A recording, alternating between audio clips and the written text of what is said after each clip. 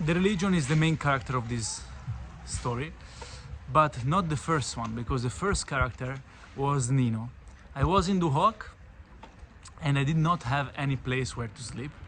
I was sick, it was very, very hot that day. Nino picked me up from the street and he told me in Italian, "Hey, ti serve qualcosa?"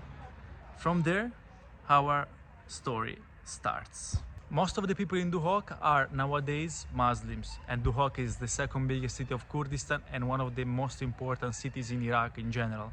In the past, there were many people that were Assyrians, Suriani, and so they were Christians. They were there until not more than 50 years ago. There was at least 20-30% of the people of the city that were Christians. Nowadays, 1%, maybe 2% of the people of the city are Christians. Why? Because they started to be persecuted. Nino, who picked me up from the streets, was one of those people who had to migrate from Duhok, and he went to Italy, in Rome. That's why he spoke Italian. Later he went to US, and now he was back in Duhok because he wanted to get back the lands that he lost while he went away.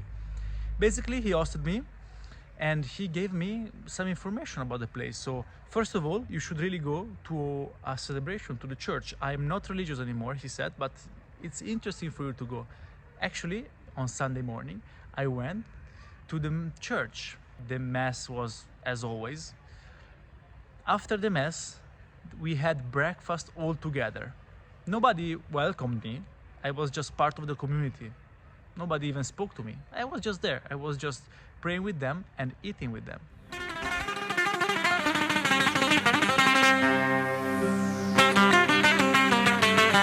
Among the gas digging and the sand of the desert, it was time to visit the Yazidi community. It was just 40 kilometers from the city, but in Iraq there are no tourist infrastructures or public transport, so I got a ride from this guy. Highlight of the trip, me trying to use Google Translate.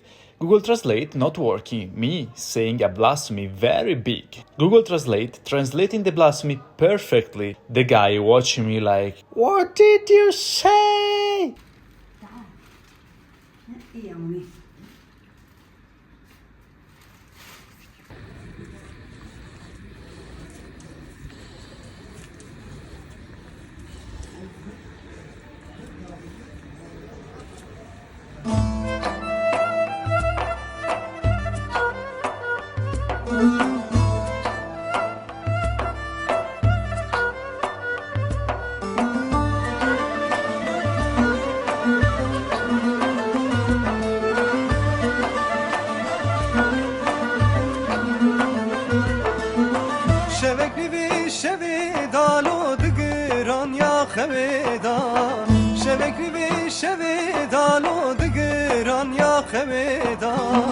دستی خواه بده دستی من لدرونی یا هیویدا دستی خواه بده دستی من لدرونی یا هیویدا لو برده لو دستی من برده evini kul derde لو دستی من برده evini kul derde لو دستی من برده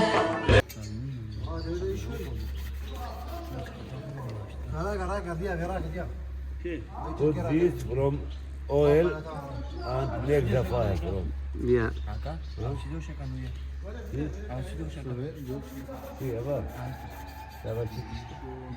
Who are the Yazidi? They are people from Iraq and Syria mostly, and they are considered a ethno-religious group.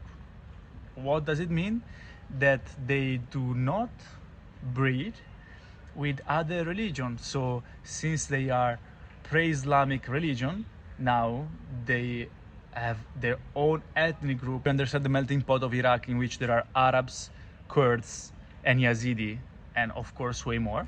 And the reason why maybe many people know them is because in 2014, IS decided to exterminate them, because I remind you that theoretically Jews and Christians might be converted but Yazidi no, because Yazidi were considered as the religion of the devil. So they must be killed, they said in 2014. They were 700,000 in Iraq.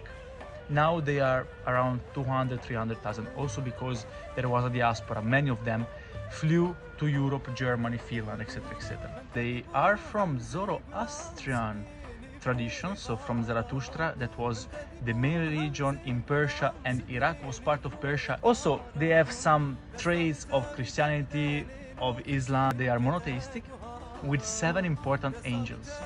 And from one of these angels, the biggest mistake about Yazidi come from. They venerate the Peacock Angel, and the peacock in some tradition is the way the devil is represented instead of the snake.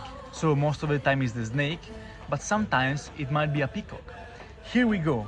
Because of this thing, they are considered the people who venerate the devil. In Lalash, there are no tourists. I was the only one. And there were people just praying. The situation is very silent. It's very meditative because people cannot even go around with shoes. It's completely white in the middle of the mountain. Also, there are clergymen that I had the opportunity to speak to, and they stress the point that the Yazidi culture is a culture of peace. Worth to mention that also Yazidi have some controversies. 15 years ago, a girl from a Yazidi family decided to date a guy from a Muslim family. This was a scandal because, once again, Yazidi cannot mix their blood with other religion. So if you are not born Yazidi, you cannot become Yazidi. When her family got to know it, the family and the village killed her with stones. All of this happened in one Sunday.